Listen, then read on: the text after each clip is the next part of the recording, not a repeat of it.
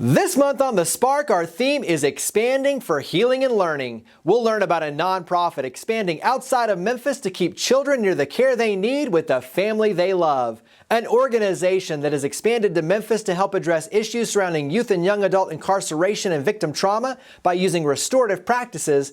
And a nonprofit supporting the Memphis Public Libraries to expand opportunities for knowledge and experiences. We'll also share a special moment from our Spark Awards 2023. From Higginbotham's founding in 1948, our insurance agency has been built on the values of customer service, leading with integrity, and supporting our community. We believe in promoting the positives, encouraging engagement, and leading by example the power of the good. Higginbotham Insurance and Financial Services is honored to be the presenting sponsor of The Spark. Additional funding for The Spark is provided by United Way of the Mid-South, ECK-UP, the Memphis Zoo, and by My Town Movers, My Town Roofing. Have you ever been excited by a new idea? Inspired by watching someone lead by example? When we talk about creating change, we start by sharing the stories of everyday heroes who are making a difference in their own way, so we can learn and do the same. I'm Jeremy Park, and this is The Spark. They're expanding outside of Memphis to keep children near the care they need with the family they love. We're talking with Jill Crocker, Executive Director of Ronald McDonald House Charities of Memphis. And let's start with your efforts here in Memphis tied to St. Jude Children's Research Hospital. So give us a little bit of background. Okay, we have been serving with our hospital partner for over 33 years. And basically, we are a home away from home for families that are going through treatment with their children. And we serve the whole family. We're on 7.1 acres of land in the heart of Memphis, just across the street from the hospital. And we really do provide a safe, secure, home-like atmosphere in a community of people that are going through the same thing that you're going through. And, it's really an extraordinary blessing, I think, for our community to have such wonderful health care and to be able to bring in families from all over the world to take advantage of that. Why is it so important to keep the family together when the child is going through the process of treatments and healing? You know, the experts, the medical professionals tell us children heal quicker. Families need the strength of being together. If you think about it, even growing up, when you're not feeling well, you want to be surrounded by those who love you the most, and that's your family. And it just makes all the difference. It's scary being far away from home, but when you have your family to support you, it really does aid in just feeling better mentally, physically, spiritually, and healing quicker. Give us a little bit of a tour, because it is a home away from home. And so the kitchen, the outdoor playground, walk us through some of the cool pieces of the home. Well, when you come through the doors, I think anyone could tell you it does feel like home, but on a much expanded level. We have 53 rooms, which include 2 apartment-style living spaces. We have a huge area that it's really the hub of the house. It has seating, Allie's Grill, which is our dine-in place to eat and have breakfast, lunch, and dinner. And then it has a large media room where the kids can come and watch a movie. And we've had several movie nights with the kids and the families. And then outdoors, we have walking trails. We have a beautiful new playground that is inclusive for all children and all families. We have an outdoor pavilion area and basketball courts. We have 2 game rooms. We have a craft room. Anything you can think of. We have a baby grand piano, and we have a pianist that comes once a month to entertain the families. And we have some families that play the piano. So it really is like home. It's just a lot bigger.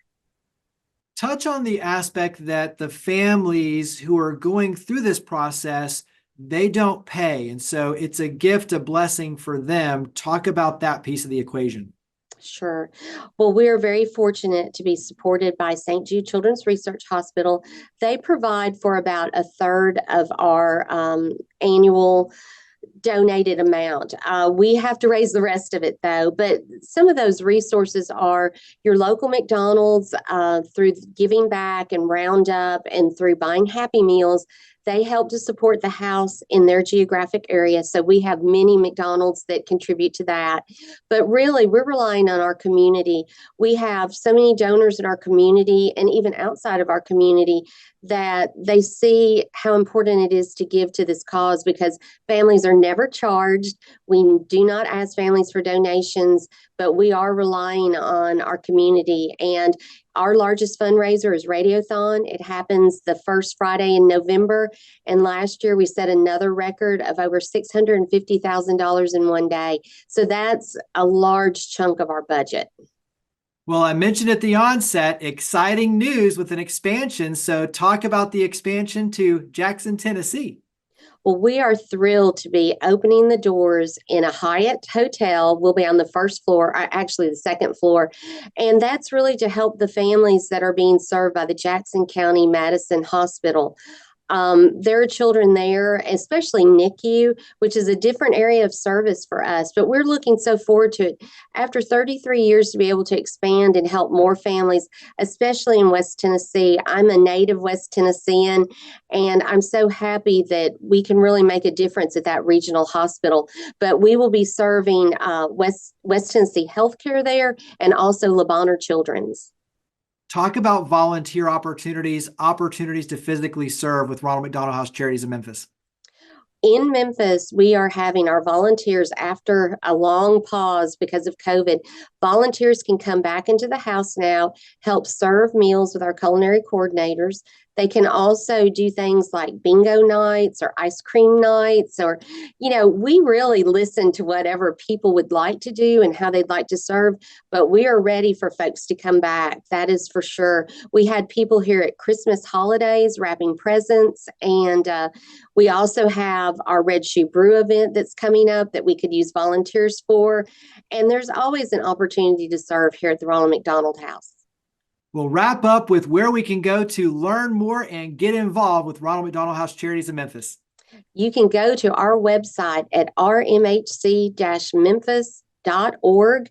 There are volunteer opportunities, ways to give, and just know more about our mission there. And we're so excited to be a part of the Memphis community and soon coming to the Jackson community.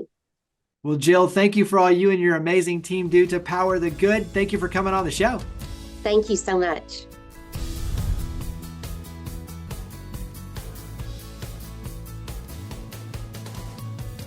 They're bringing the restorative practices to Memphis, Tennessee. We're here with the founder and CEO of Rafah Institute, Travis Claybrooks. And let's start out with a little background on Rafah Institute and coming to Memphis.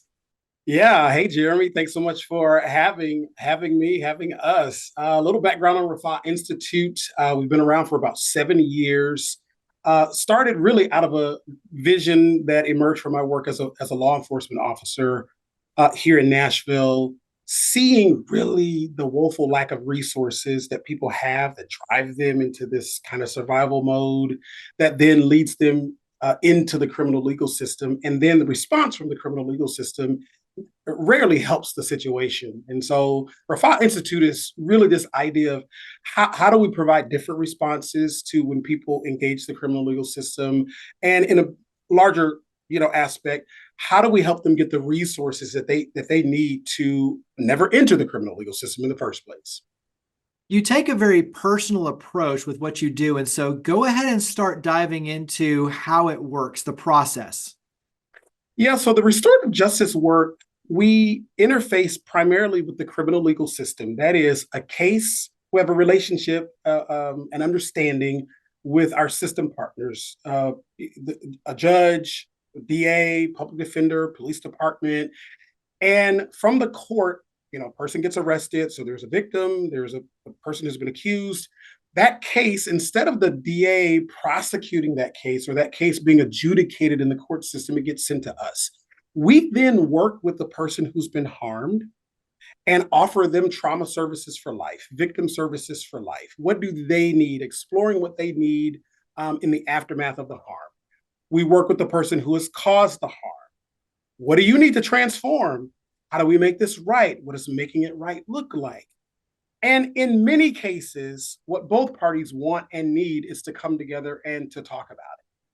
We do that after a lengthy individual one-on-one engagement with them. And when they're ready to come and talk, and they talk about the harm, you talk about the impact of the harm.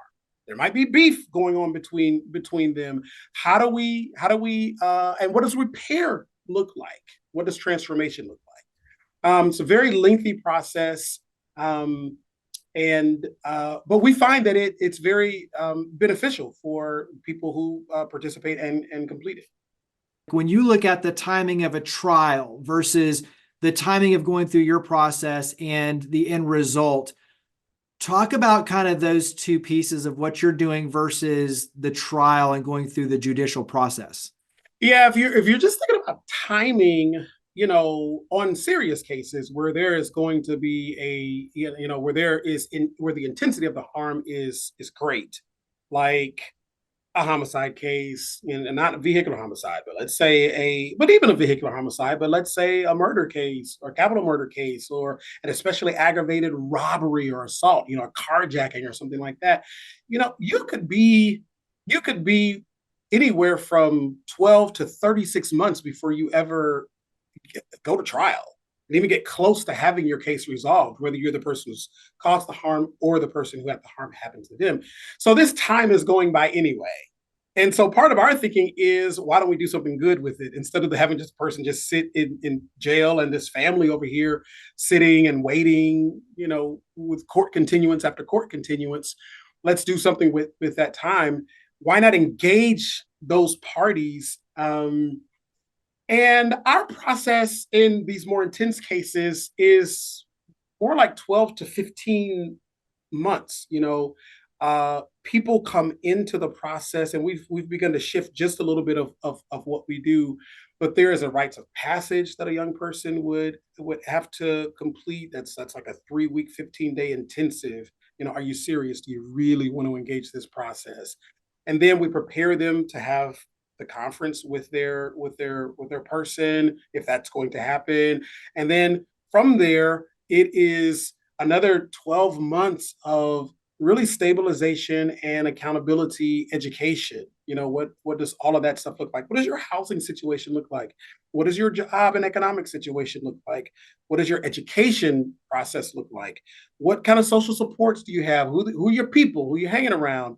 And then also thinking about healthcare. What healthcare do you need? How can the community help Rafa Institute? We always need, funding support. And that maybe it goes without saying, but I need to say it. The other thing is, I think, let's start reimagining what's possible. We may look and say, what? Wait a minute, somebody's not going to jail and they did something, as heinous as that. They're not going to jail? What? We're going to do something else? As our good friend Danielle Sarrett says, if incarceration made us safer, we'd be the safest nation in human history. And we know that that's not true. Our current system doesn't work the way that we would hope that it does. And so let's reimagine, come along and reimagine something new, reimagine people who, in the aftermath of harm, actually getting justice on their terms, defining what that looks like and pursuing it. Well, where do we go to get involved with Rafa Institute? Well, there's rafa.org. There's our website, raphah.org. You can follow us on socials at Rafa Institute, Instagram, LinkedIn, Facebook, X. And sign up for our mailing list. You go to our website, go to our join us page or our contact us page and sign up for our mailing list. We've got content that's coming out. Again, check out the Justice USA documentary on Max. It's airing right now. Those are ways you can stay in touch. Well, Travis, thank you for all you and your amazing team do to power the good. Thank you for coming on the show. Jeremy, thanks so much for having us and looking forward to coming to Shelby County and Memphis.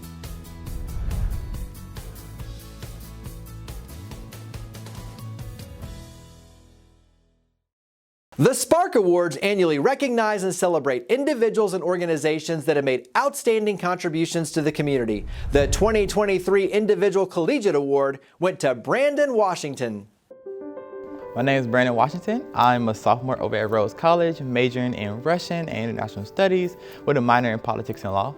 So I was in foster care from 15 to 18, and around when I turned 18, that's when Youth Villages really noticed that I really loved advocating for myself, even though I wasn't able to, do much as a young person. But once I turned 18, they started inviting me to donor events and fundraising just to, raise awareness of what foster care really is.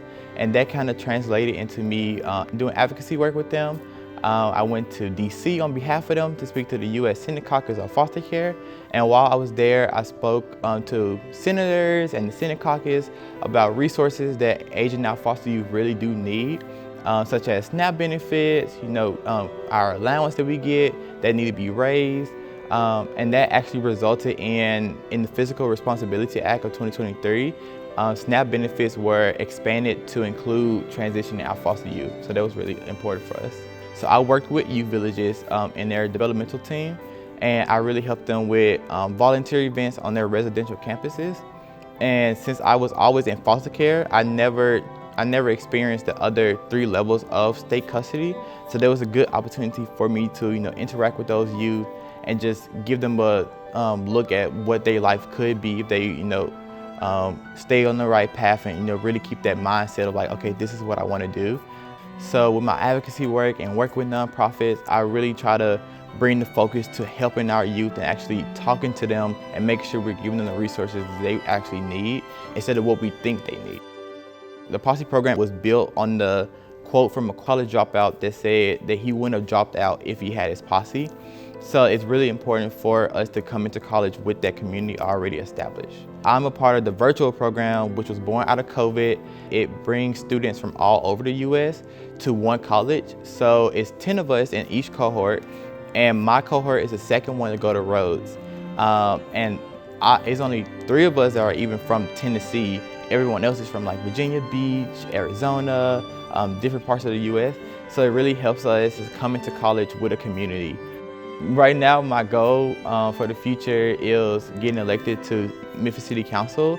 But going beyond that, I want that to go and eventually work my way up to Secretary of State, which is where my Russian studies and international studies major comes in. But if we actually learn about these people and learn their language, then we can really break the barrier of these stereotypes and actually get to know the individual people and their culture.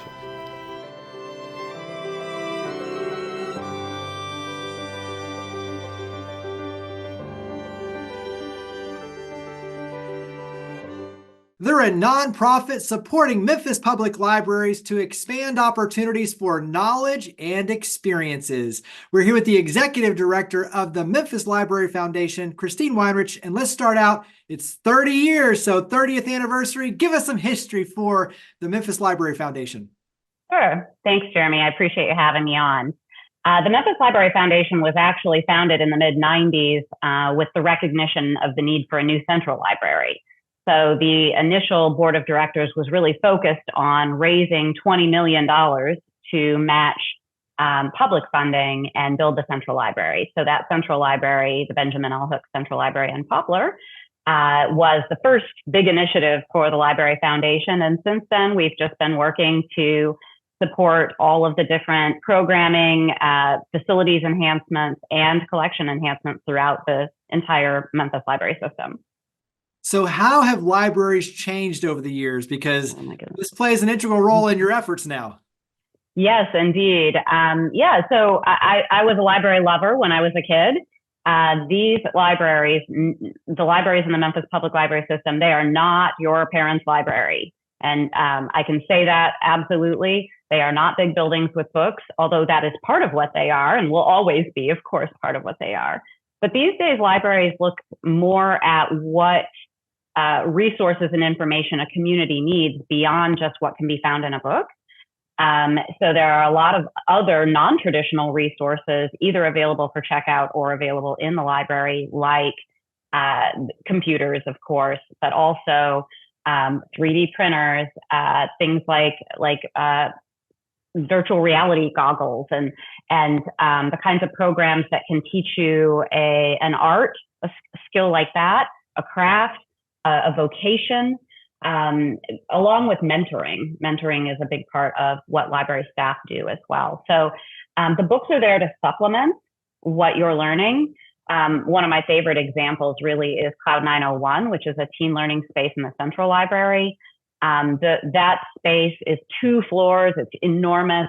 It has a full film and video studio. It has a recording studio for music and podcasting. It has a visual arts space.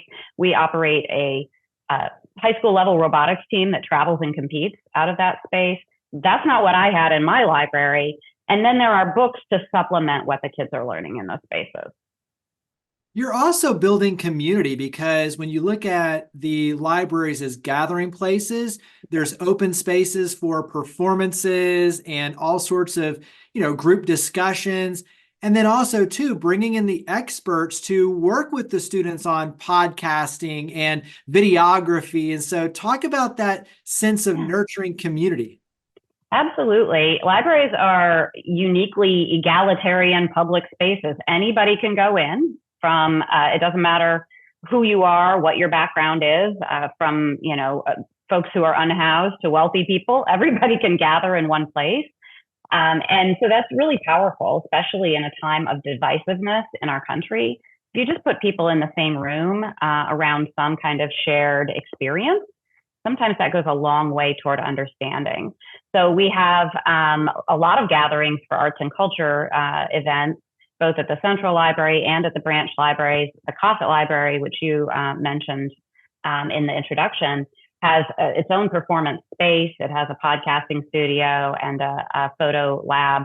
And we have experts in those spaces to help teach you how to do those arts and crafts. Even our restaurant in the Coffett Library, Dos Hermanos, you would think they're just a vendor to the city of Memphis, but in fact, Chef Eli also does programming and mentoring in that space, so that if somebody who's interested in learning more about cooking, whether they want a food truck or they want to work in a restaurant, he has programming around that as well. So everybody in the library is there to share. Talk about your role in terms of helping the libraries have what they need, expand those opportunities for knowledge and experiences and learning. At the same time, though, you're stepping in to make sure that the resources are there, the support is there. So talk about your specific role. Right. So I get that question a lot, actually, because in Memphis, the libraries are a division of city government. And so don't my tax dollars pay for the library? The answer is yes, and it's not enough if you want library programs that actually meet community needs. So, for example, if we pulled all of the private funding that comes through the Library Foundation and the Friends of the Library away, you would lose probably 90% of the programming. You'd still have those big buildings with books, and you'd have librarians who are fantastic, by the way. I want librarians to have all good things. Those are city employees, but they wouldn't be able to do the things that they're actually doing right now. So the Library Foundation has, over time, contributed millions and millions of additional dollars through private funders to support the amazing programs you see at the library. None of that is able to be funded through the city's operating budget. So we do those fundraisers. We manage foundation grants, corporate sponsorships, all of those things that make the Memphis Public Libraries not only award-winning nationally, by the way, we've won multiple national awards, more than most public library systems for sure, but that's not even the point. The point is meeting community needs. So how can the community help your efforts? Sure. Well, you can visit our Facebook page, Instagram, all of that. We have all of the social media, but then also go to memphislibraryfoundation.org. Which is our website. You can see what's going on, what kinds of events we're having coming up. You can also make a gift on the website there. And then also go to memphislibrary.org, which is the library's website, and check out their events calendar, because I guarantee you, there is something for every single person here at the library. Well, Christine, thank you for all you and your amazing team do to power the good. Thank you for coming on the show. Thanks so much for having me, Jeremy.